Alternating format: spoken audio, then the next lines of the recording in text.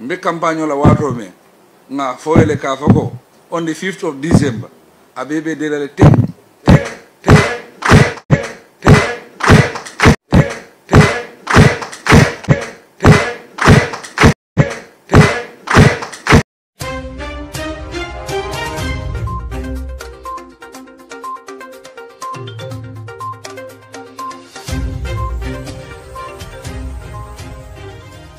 mbani ngulu Gambia banko la president ba ikafami ko Adama Barrow aketa moti mi yalon ko ay Gambia banko nyaton kaya sanji lulu mi yalon ko atambita afelente akate fayo ganye ko take ka Gambia banko nyaton kaya sanji lulu Adama Barrow atele diamata bring ani UDP tata kitiola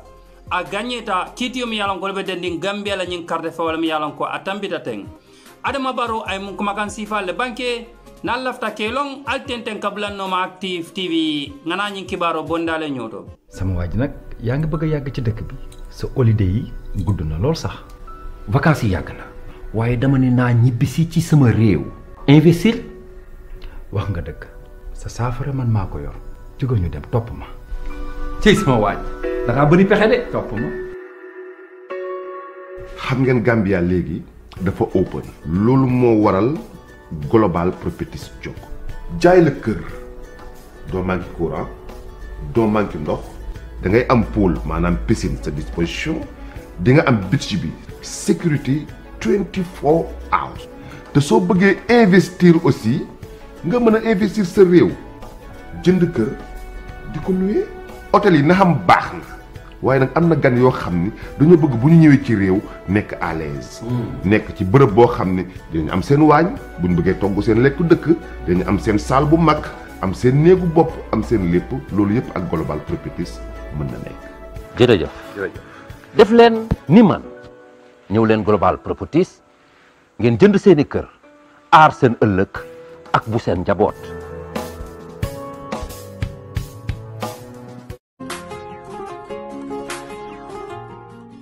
Are you a resident of France or its surrounding countries and still wondering how to send your packages to the Gambia? Or your properties got lost or have delay anytime you send them? French Touch is here to solve your problem. French Touch sends all kinds of goods except what cannot be fit in container. They don't only stop at sending, but they also sell goods like fridge, mattresses, good quality carpets, furniture and many more. Inata bullo jora on la karola o fanan kende ma be wiye cemento bije adadi ma na kende ma ñunu man dangali o dambam fanana de ikamoto ki anin ka wafi nin dadi ma fanana ñun tumo tuma yesandiro kenyilma ika wafi ma konopal ime batandi dunu sikala ye dokulal so do miliyan ko sobe yata bake ifon le kela bakaso samba fela la bungo kono French Touch fela sabateri ngale kiti sila balakan gunjur birkama highway ise ka chanyo ya nino ninyin nombala alkami jeskiri. Hello wonderful viewers, wonderful subscribers. This is Active TV again for another fast and a quick update. Mbadi ngulu mbalbe tentula mbalbe jaila mbalbe bismillah la kotake. Active TV pour kana kibaro bonda nan kotake mi yalon ka kabo Gambia banko kan andung abedeni. Gambia banko la president wala ikafami yako Adama Barrow. The President of the Republic of the Gambia, Adama Barrow, reacted for the very first time after winning the court case against UDP. Mbadi ngulu Adama Barrow aketamoti miyalon ko. Sinya follow de adiamuta kaitandi ko. Mole mati miyalon ko akontanta kendeke. Bring ani UDP tiata nyin kitio la kitio miyalon ko. Awole ganye kitio miyalon ko. UDP imanson ko. Karte fayo atata silo kan itata kitio la inin Adama Barrow ketamoti miyalon ko anyin kitio ganye. The president says this is the will of the Gambian peoples and nobody can go against the will of the peoples. Adama Barrow aitandi ko Gambia dingul wolle karte fayo andu Gambia dingul de wolle nyun ko decide ako andu moti talano koko against Adama Barrow Gambia la president atelekata moti mi yalon ko adiyam ta sinya follow bring kitio botala kitio nyin mi yalon ko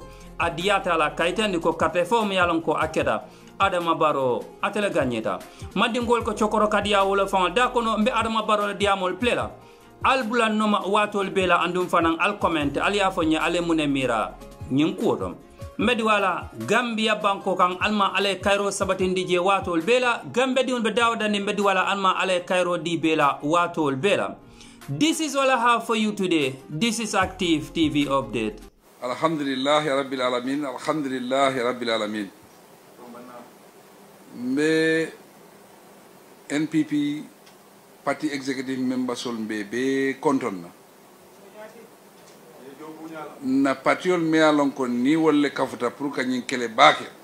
kanyin campagne bake Gambia kono campagne me alon ko radio be ni be sirim bi television oli be debate kekan nga campagne menke kafuta nga pour nga o campagne ko ka keloke pour que gagner on the 5th of December 2021 be konton fen ya alon ko écarté o fay on the 4th of December. Warango jamfata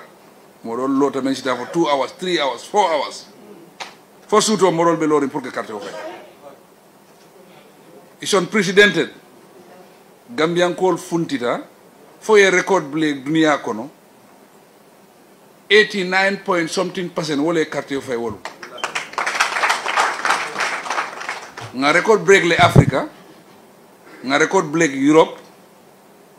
nga break America banku clean wala nene carte fa katambe Gambia de and wol mu compulsory voting le wala Australia, so that means natara voluntary lo pour que carte fa Gambia record be Gambia le bulubi nani election is very outstanding. Election me ala e Gambia to fudani dula don defo mami la to fudalaji wallahi kabin fudara ECOWAS mostly president kuro na anata wala ko kumo kafu bari nim president kuro le bentaje kat vers le president bari Gambia la nim president o ay bla be le dominer. It was very outstanding. Could you believe mol malon fonko Gambia ka carte yo fayten? These are high profile people, they don't know. This is the first time e kamera Gambia la election sifa start ta nyinan yen ñini ka fontele nga ñin naati ngoy ko hani nga ñin trajel kabiri independent ñine be no Gambia o mo ne ñitandi ka fo transparency wala sorti dunia be yaaje le process men keta andu kumo men diara je wala ñinti ko équation la président ko ibe lafla men wala ñindi Gambia fon eta presentation pour que la élection ñañi pour que mol karandia bari ñimbede keno la non natara Gambiankol man sonno woto this is a very strong foundation of democracy going forward.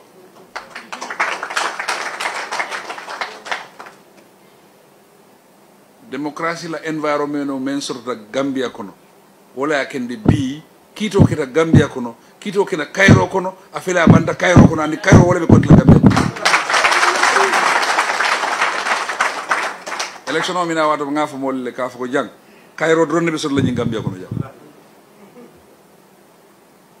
wayri mel man la fi Cairo wol mu minority leti imanke mo jamaati walakin ila noy sociata ila to pour mol ye la present ni ya fil ka lon kariñol bi jann iman sial wallahi man sial minority lo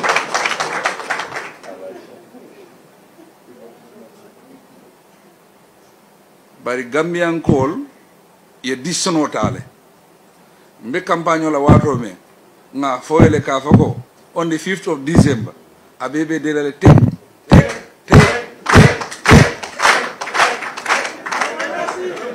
nga mera wala keta bari say yaron tellom NPP ntellem coalition do ntelle siata fana woto ntel yam fata mo be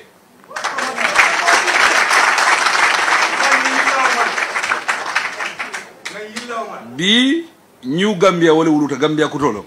na transition bantal o New Gambia dun lafta mobele na kafunna bi nga interview kele nga def lafta mobele kafunna mbela fi la fang alen congratulate wayri nga title kutolo so bi yenteleta man of the year 2021.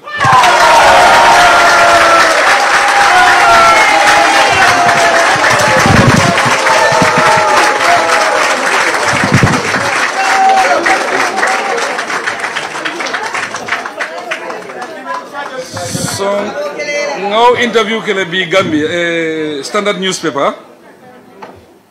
wotumo suway bu konate wala kam mol sélection o ñinkenon pour que man of the year bari Standard le continuer pour kake ñinan Standard yentele tombon kanke man of the year ti Gambia kon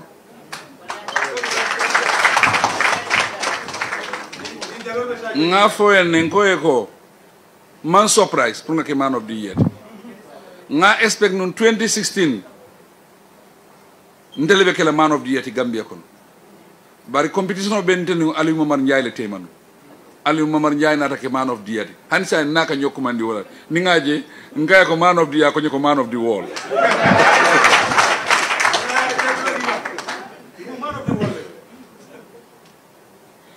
bari angale kan wolom iko di patient dog in the most fat bone mbe sirin drone Standard yen call ye jubero beke yentele tombon ke man of the year woto NPP call anina coalition members nga victory bala so bi Gambia ko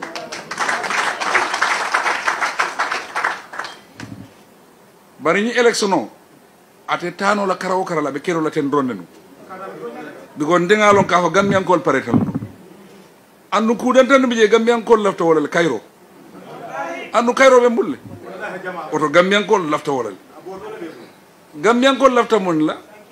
irwa andu irwa fana wobe kerino NPP o kela Gambian call lafta mon lafta ñaato tal Gambian call lafta ten kungol national security woto ñil be mu kulle de me an ko Gambian call lafta men na woto ñin carte fayo ati tano la karawo karal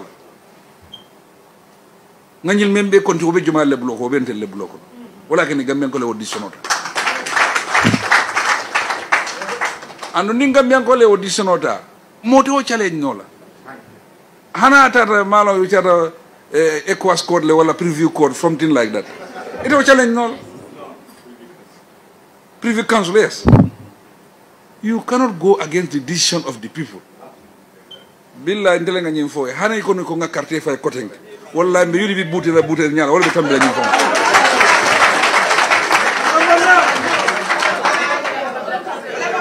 nde wala kendi ko ñi amambali sinola amambali nado ko kela amambatandi amandewndi fana wayre ndengalon ka ko toña o dron wala be sabati andum bi toña sabati bari mbe Gambiankol be congratulate melbe siri Supreme Court fana mbe congratulate la wayri bi hanata mole sikosro na kiti bungo bari mobe la le bi kiti bungo be independent ren andu mobe la nyina ka fako momo la nyanto ka dila la nyimban ko kono ja wayri nata ka president wala Samba Court o rebe mojelle to la nyimban ko kanyo mo Samba Court woto e salon ka fo environment o be jelde everybody is secured in this country mo buka ala investment ke namal la banko men na ka fo ala judiciary independent woto be investol be command la ka fo Gambia de ala judiciary ni independent because that is their security because from the last resort ni problem so de kana jel ateka mo be le bamp aka mo be le secure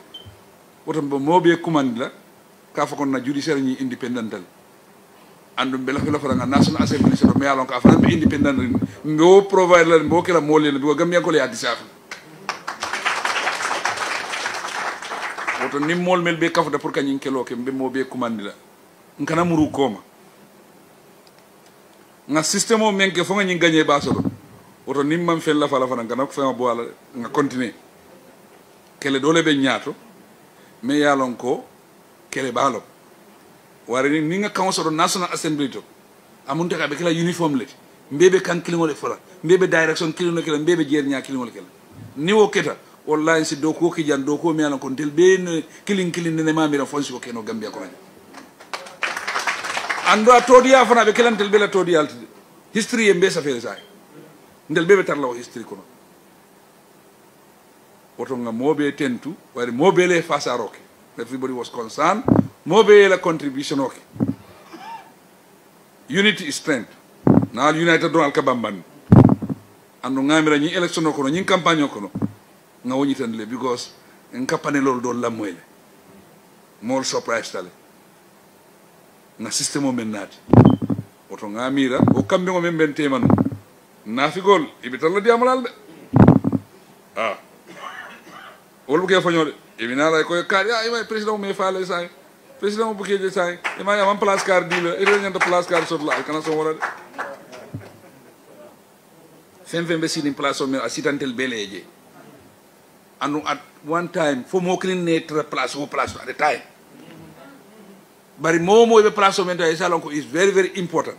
mo la placement important mo doti nga fo le fitar la na buga jam fitantel te sino la jam ko dan is important so to mo bele important andu mo la harjo fana mo te bari no la andu ni koronto la harjo rebe suñaro kala